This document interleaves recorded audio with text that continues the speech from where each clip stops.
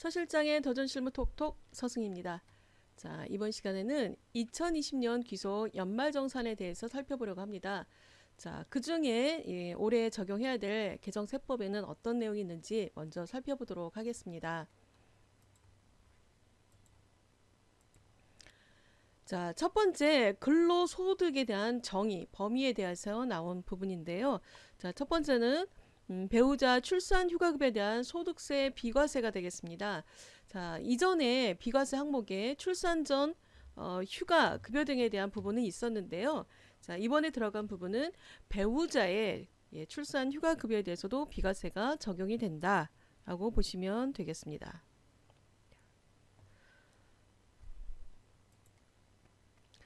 자, 두 번째, 야간 근로수당 등이 비과세되는 생산직 근로자의 총급여의 요건 완화 이렇게 되어 있는데요.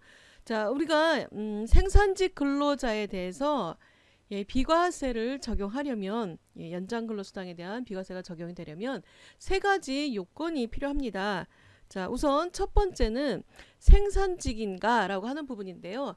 여기서 말하는 생산직은 단순하게 육체적인 노동을 하는 공장, 광산, 어선에서 일하는 것만이 아니라 택배라든가 뭐 음식점이라든가 이런 부분도 서비스 분야도 생산직, 연장근로에 대해서 비과세 적용하기 위한 생산직에 포함을 하고 있다는 것. 그래서 직종이 어떤 직종인가라고 하는 부분이 첫 번째 요건이고요. 자, 두 번째는 직전 연도 총 급여액이 얼마인가. 그래서 이 부분이 2,500만 원 기준이었는데 3,000만 원 이하로 변경이 되었다라고 하는 부분이 되겠습니다. 자, 이거 저희가 사원 등록할 때 체크하고 있죠. 그 다음에 세 번째 요건이 올해 당해년도 월정액 급여가 210만 원 이하이면 이렇게 해서 세 가지 요건을 충족했을 때 비과세 한도 240만 원을 적용하게 되는 것이죠. 자, 그러면 여기서 비과세 한도 240만 원이라고 하는 부분은 1월 1일부터 시작을 해서 누적해서 비과세가 적용이 되는 금액이 240만 원이 될 때까지만 비과세를 적용시켜주고, 자, 이때가 예를 들어서 뭐 5월이 될 수도 있고요. 또는 뭐 9월이 될 수도 있고, 급여 중간에 변동이 있을 수도 있습니다. 그래서 어쨌든 1월 1일부터 240만 원이 충족될 때까지만 비과세 시키고 나머지는 무조건 과세한다. 이렇게 보시면 되겠습니다. 자, 이렇게 계산하는 야간근로, 연장근로에 해당되는 부분에 대해서 직전 연도 총급의 기준이 3,000만 원 이하로 변경이 되었다. 자, 이렇게 보시면 되겠죠. 자, 세 번째, 벤처기업 주식매수 선택권 행사 이익에 대한 비과세 부분에 대해서 확대하고, 그리고 적용기간도 2021년도까지 적용을 연장을 했다라는 것이고요. 자, 스톡옵션 행사 이익에 대한 부분에서 한도도 2천만 원에서 3천만 원까지 한도도 증액시켰고요. 자, 한도 3천만 원으로 증액됐고 기한도 2021년도까지 연장되었다라고 보시면 되겠습니다. 자, 그 다음 근로소득의 범위에서 중소기업 종업원의 주택 구입, 임차 자금에 대한 대여 이익에 대한 부분인데요. 자, 기존에 회사가 종업원이 주택을 구입하거나 임차를 하게 되면 저리로 빌려주는 경우에 여기서 받게 되는 이익을 근로소득으로 보고 연말정산할 때 근로소득에 추가하거나 상여로 포함을 시키거나 이렇게 했었죠.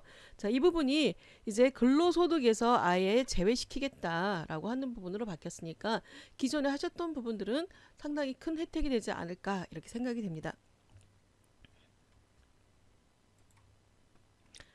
자, 두 번째 파트인데요. 소득공제와 관련된 부분이 되겠습니다. 자, 근로소득공제에 대해서 한도가 생겼다라고 하는 거고요. 저희가 총 급여액에서 자, 근로소득 공제를 빼고 차감된 금액 가지고 근로소득 금액을 계산을 하죠. 자, 이렇게 금액 계산을 할 때 적용해주는 근로소득 공제 부분에서 총 급여액에 따라 공제하는 율을 달리하고 있었는데요. 자, 이 부분에 대해서 한도가 생겼다라고 하는 부분을 기억하시면 되겠습니다. 자, 이미 시스템에 적용이 되어 있으니까 따로 뭐 저희가 이것 때문에 업그레이드 할 필요는 없고요. 이미 1월 1일부터 적용이 되어 있다라고 보시면 되겠습니다.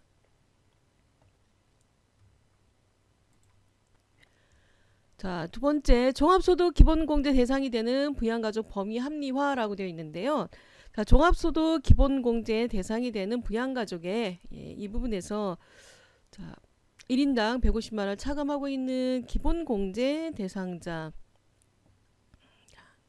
기본공제 대상 중에 직계 존속, 직계 비속, 20세 이하, 형제 자매 또는 뭐 국민기초생활보장법에 의한 수급자, 아등복지법에 의한 위탁아동 이런 부분이 종전에도 적용이 됐었는데요.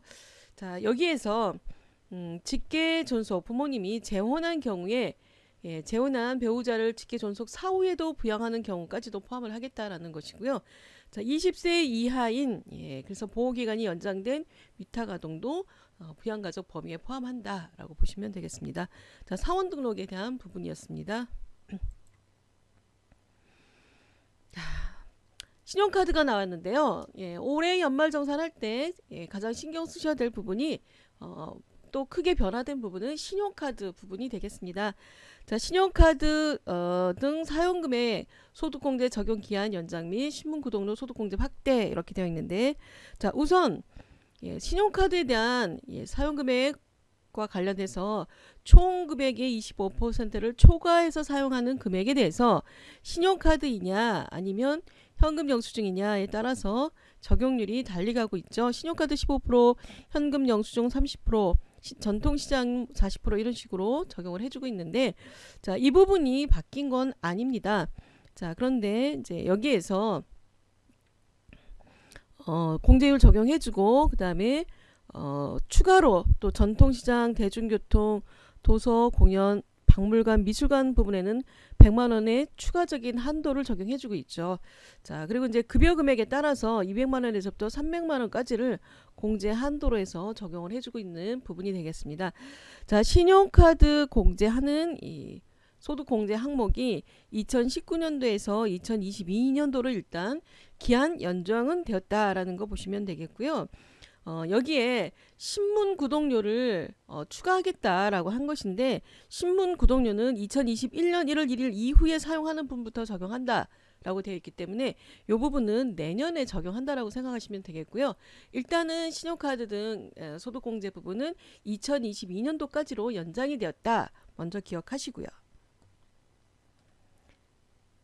자, 신용카드와 관련된 부분 두 번째, 박물관, 미술관도 범위를 명확하게 정의를 내리겠다라고 하는 것인데, 자, 기존의 박물관, 미술관에 대한 부분 사용금액 소득공제 부분은 총 금액이 7천만원 이하인 경우에 한해서 30%를 적용을 해주고 있었습니다. 자, 이 부분은 바뀐 건 아니고요. 여기에 박물관, 미술관과 관련해서 여기에 박물관, 미술관법에 따른 박물관, 미술관 입장을 위해서 문체부 장관이 지정하는 사업자에게 지급한 금액, 이렇게 해서 범위를 좀 더 명확하게 했다라고 보시면 되겠습니다. 자, 세 번째 항목으로 바뀐 내용은 신용카드 등 사용금액 소득 공제율 인상 이렇게 써 있는데요. 자, 기존에 이 항목에 따라서 15%, 30%, 40% 이렇게 적용을 하고 있었죠.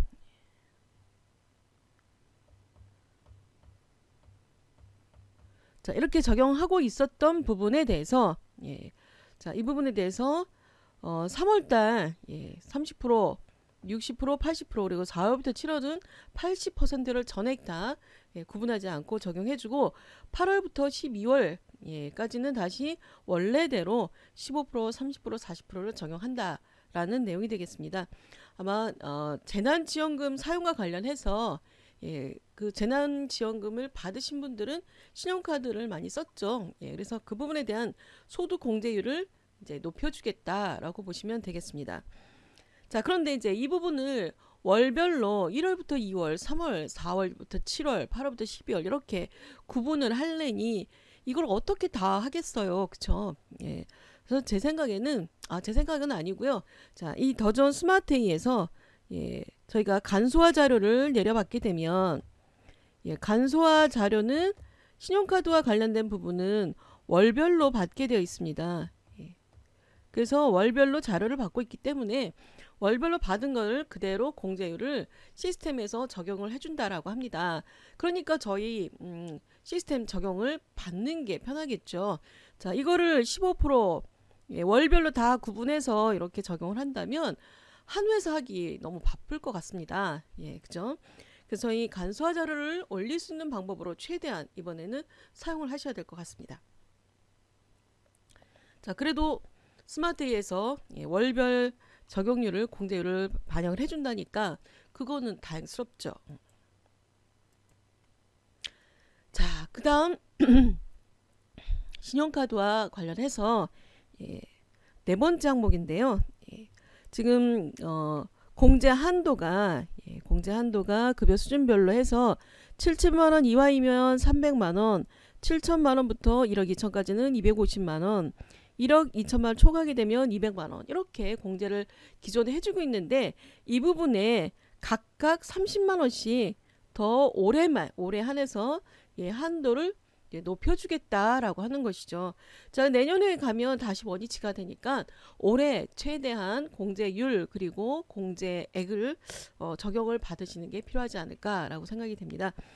자, 어찌됐든 2020년도에 재난지원금 사용과 관련해 가지고 소비 활성화 유도 이렇게 해서 연말정산 올해 들어갈 때 공제율이 월별로도 바뀌고 그 다음에 공제 한도도 2020년도에 한해서 상향 조정이 되었다라는 걸 기억하시면 되겠고요. 신용카드 소득 공제 부분을 간소화 자료를 받으시면 괜찮은데 올려버리면 되죠. 업로드하면 되는데 그를 만약에 간소화료 못 받고 페이퍼로 종이로 받게 되면 이 부분을 일일이 다 적용을 해야 되기 때문에 그리고 간소화 자료 받을 때 신용카드 월별로 다 구분된 내역을 신용카드 현금 영수증 도서 공연 다 각각 구분해야 되니까 굉장히 번거로울 것 같습니다. 자, 이 부분은 저도 시스템의 도움을 반드시 받아야 될 것 같습니다.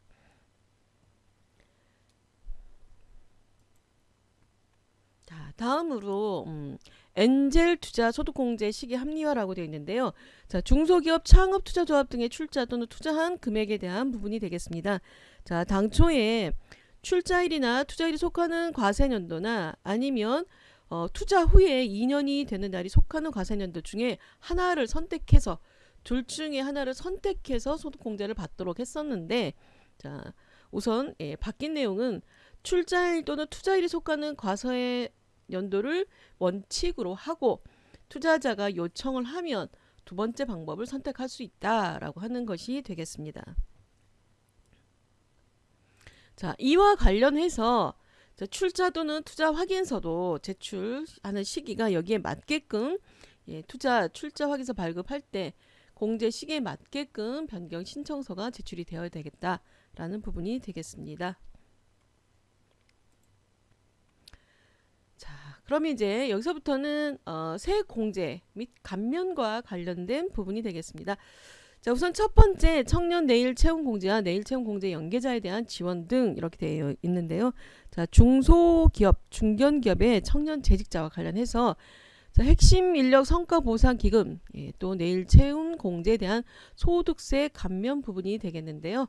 자, 청년 근로자에 대한 성과 보상 기금에 대해 감면이 적용이 되고 또 여기에 청년 내일 채용 공제에 가입해서 기존의 납입기간 5년이었는데요. 자, 만기 후 내일 채용 공제와 연계하는 경우에는 납입기간을 합산해서 5년 이상 적용할 수 있다라고 보시면 되겠습니다.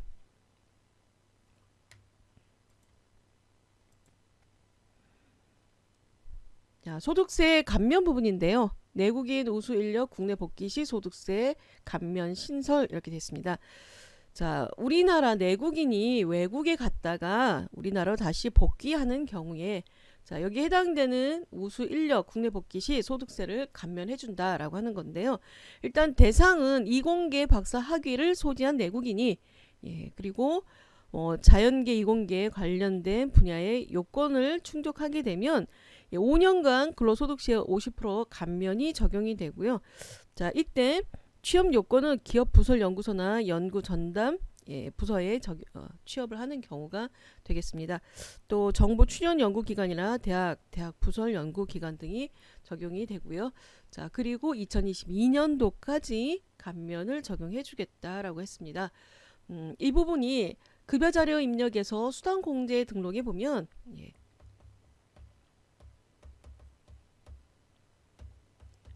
등록하실 때 감면되는 코드를 적용해 주시면 되겠습니다.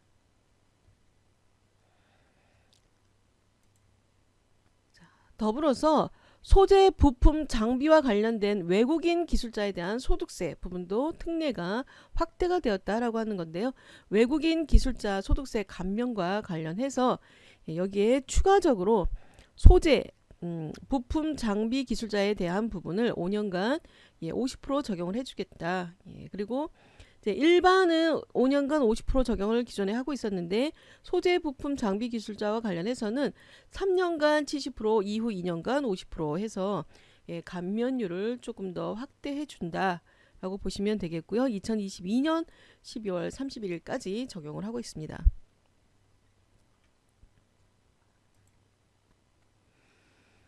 다음으로 중소기업 취업자 소득세 감면 적용 시 경력단절 여성 요건 완화 이렇게 되어 있는데요.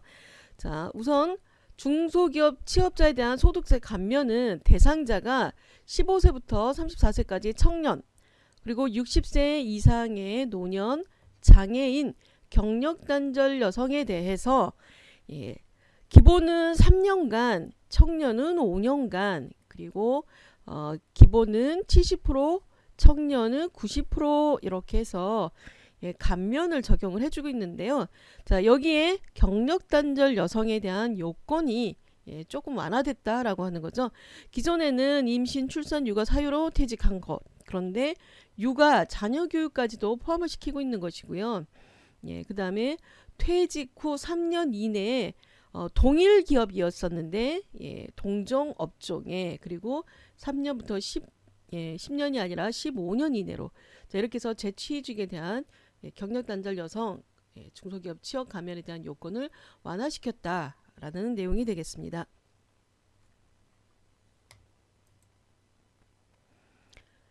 자, 그다음 여기 중소기업 취업자 소득세 감면과 관련된 부분에서 대상 업종이 기존에 있던 중소기업 취업자라고 하는 이 중소기업에 대한 대상 부분에서 농업, 제조업, 도매업, 음식점 이런 부분에 추가적으로 서비스 업종이 추가됐다라는 거죠. 창작, 예술 관련 서비스, 스포츠 서비스, 도서관 또는 사적지 및 유사 여가 관련 서비스 등이 추가로 업종이 들어왔다라고 보시면 되겠습니다. 자, 그 다음 세액공제와 관련해서 자녀 세액공제 부분에 7세 이상의 자녀에 대해서 자녀 세액공제가 있었는데요. 자, 이 중에 기존에는 7세 이상의 자녀이고 7세 미만의 취약 아동을 포함을 시켰었는데 자, 이 부분 삭제가 돼서 2020년도부터는 7세 미만의 취약 아동은 이제 포함하지 않는다. 7세 이상의 자녀만 해당이다 라고 보시면 되겠습니다. 자, 이 부분은 사원 등록과 관련해서 한 번 더 점검을 해주시면 되겠습니다.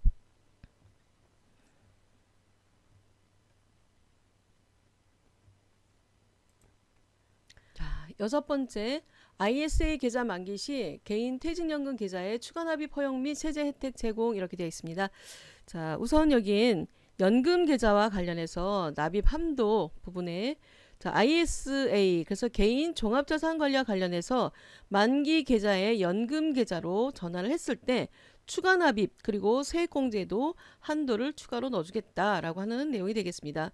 그래서 연금 계좌 총 납입 한도가 추가가 들어왔기 때문에 기존에 있던 1,800만 원에서 IS 계좌 만기와 관련해서 연금 계좌로 전환된 금액까지 납입 한도로 포함시켜 주겠다라는 것이고요. 자, 이게 이 부분이 한도가 늘어났기 때문에 소액 세액 공제와 관련된 한도 부분도 연금 저축과 관련된 부분에다가 IS 계좌 만기 시 연금 계좌 추가 납입액에 대한 10% 300만 원 한도로 해서 이 부분까지 포함해서 세액공제 한도도 늘어났다라고 보시면 되겠습니다.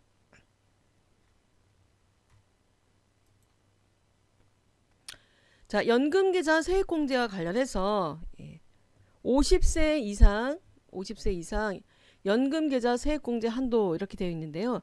자, 당초에 기존 연금계좌 세액공제 부분이 자, 근로소득인 경우에는 총급여액으로 기준했을 때 총급여액이 5,500만 원 이하인 경우 1억 2천 이하인 경우 1억 2천을 초과하는 경우에 따라서 세액공제가 700만 원이 됐고요. 400만 원인데 퇴직연금을 포함해서 700만 원.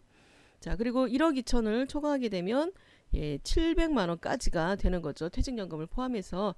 자, 기존에 공제 한도였고요. 그다음에 여기다가 공제율을 15%, 12% 이렇게 적용을 했습니다. 자, 그런데 이제 50세 이상이면 이 부분에 대해서 4천만 원 이하, 총급액이 5,500만 원 이하인 그러니까 근로자가 연령은 50세 이상이고 총급액은 5,500만 원 이하, 그 다음에 1억 2천만 원 이하 구간에 해당되는 사람들이 기본적인 세액공제 대상에 400만 원에서 200만 원을 추가로 증액을 시켜서 600만 원, 그 다음에 퇴직연금을 포함하게 되면 700만 원에서 900만 원까지 자, 이 부분이 증액이 된 내용이 되겠습니다. 공제율은 똑같고요. 자, 그러면 이제 이 부분에 대해서 저희가 연금 계좌로 세액공제를 받으려고 하시는 분들은 나이가 50세 이상인 것도 점검을 해야죠. 그래서 50세 이상이다 아니다라고 하는 부분을 저희가 사원 등록에 보면 입사일자를 입력을 하죠. 그 날짜를 입사일자를 가지고 입사일자가 아니라 주민등록번호, 사원등록에서 주민번호를 등록을 하면 여기에서 나이가 확인이 되죠. 만 50세 이상. 자, 그래서 50세 이상인 걸 확인할 수가 있고요. 자, 그래서 주민등록번호를 가지고 50세 이상인 사람들에 대한 연금계좌 세액공제 자, 자료가 들어오면 이 부분에 대한 세액공제 한도와 공제 금액도 증액된 거를 적용을 해주셔야 되는데요. 자, 이 부분 더존 스마트 A에서 적용이 된다라고 합니다. 저희가 스마트 A에서 프로그램에서 나이를 확인해서 연금계좌 세액공제를 적용하는 부분을 확인을 해준다고 하니까 이 부분도 아까 설명드렸던 신용카드처럼 시스템의 도움을 받는 것이 좀 더 편하지 않을까라는 생각이 됩니다. 자, 그래서 연금계좌에 대한 부분도 이 부분도 간소화 자료를 등록을 하거나 하시면 등록하시면서 나이까지 체크해서 같이 적용받을 수 있도록 하시면 되겠습니다. 자, 공제 한도가 늘어나고 해주는 건 좋은데 저희가 일일이 월 체크하고 나이 체크하고 이렇게 하기에는 해야 될 일이 너무 많은 거죠. 그래서 시스템의 도움을 받는 것이 필요하다라고 보겠습니다.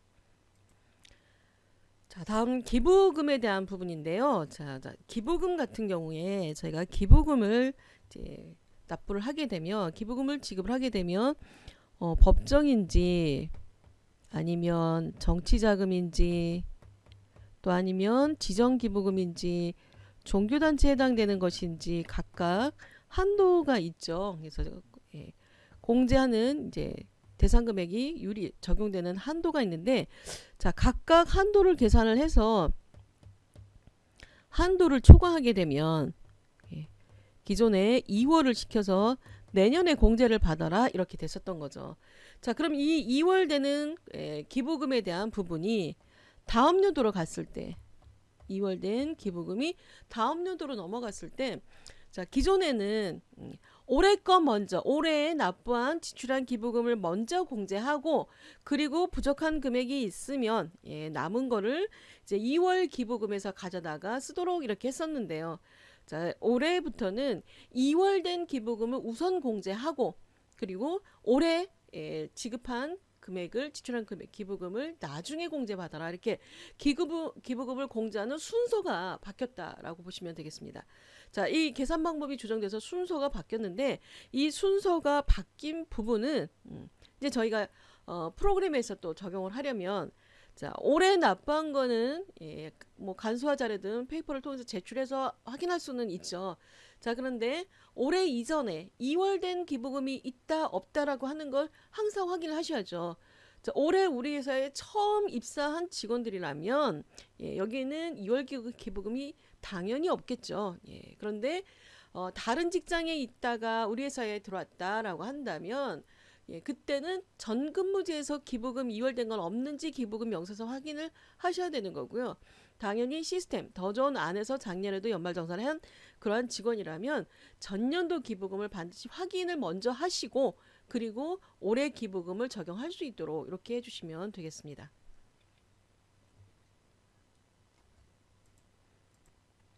자, 그리고 기부금 영수증 발급과 관련해서 사실과 다르게 발급이 되면 기존에 2% 가산세가 있었는데요. 이제는 5% 가산세를 적용한다라고 보시면 되겠습니다. 좀 더 강화하겠다라고 하는 내용이 되겠습니다. 자, 다음으로 월세액에 대한 세액 공제 부분인데요.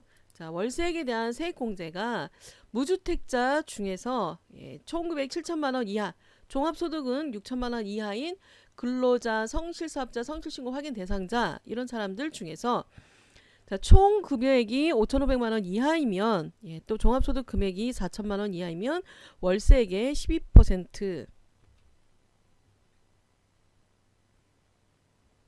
그리고 총 금액이 7천만 원 이하이고 종합소득 금액 6천만 원 이하면 월세액이 10%를 세액 공제를 했었는데요. 자, 750만 원까지 한도로 해서 자, 이 중에서 종합소득 금액 부분이 4천만 원 이하인 경우에 4,500만 원으로 금액이 이제 한도가 증액이 되었다라고 보시면 되겠습니다. 대상자가 바뀌는 거죠. 종합소득 금액 4천만 원 이하가 12% 적용이었는데 4,500만 원으로 종합소득 금액에 대한 내용이 이제 변경이 됐다. 기준 금액이 변경이 됐다라고 보시면 되겠습니다.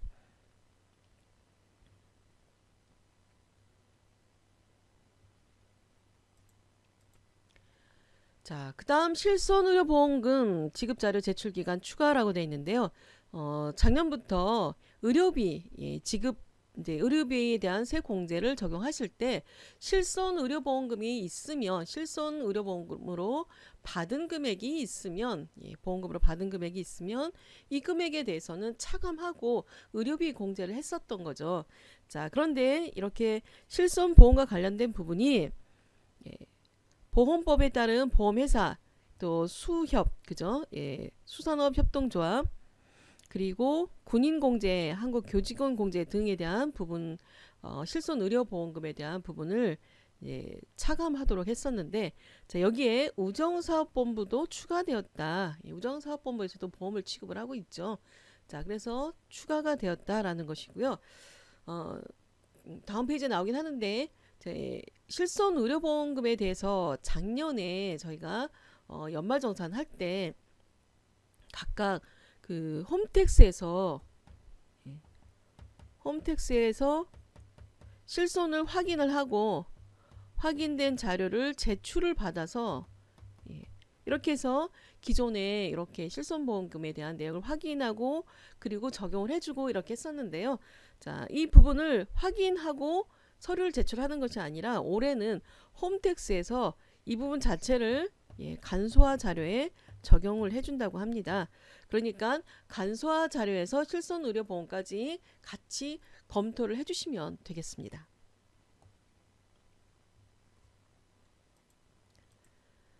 자, 그 다음 산후조리원에 대한 의료비 세공제 제출과 관련해서도 이 부분도 영수증을 제출해야 되는데 산후조리원에 대한 비용 이제 올해부터 의료비 공제 대상으로 들어와 있죠.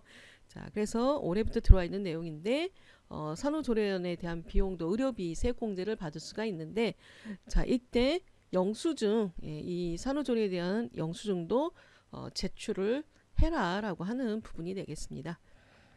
자, 그래서 세액공제 감면과 관련된 개정된 내용이었고요. 자, 그러면 이제 저희가 여기서 하나 더 확인해야 될 부분은 연말정산 간소화 자료에서 제공이 되는 소득공제 항목 어디까지인가 예, 보험료, 의료비, 교육비, 신용카드, 주택자금, 개인연금저축 이렇게 항목들이 제공이 되고 있는데 교육비 중에서 장애인 특수교육비나 교복구입비 이런 거는 예, 저희가 공제 소득공제 항목으로 간소화자로 해서 취합하기가 어려워서 지금 작업이 안 되고 있는 부분이고요. 자, 그다음에 올해 2021년 1월 15일부터 이제 간소화 자료가 오픈이 되면 여기서 제공이 되는 항목들, 추가되는 항목들이 있습니다. 자, 이 부분은 반드시 기억을 해주셔야 될 것 같습니다.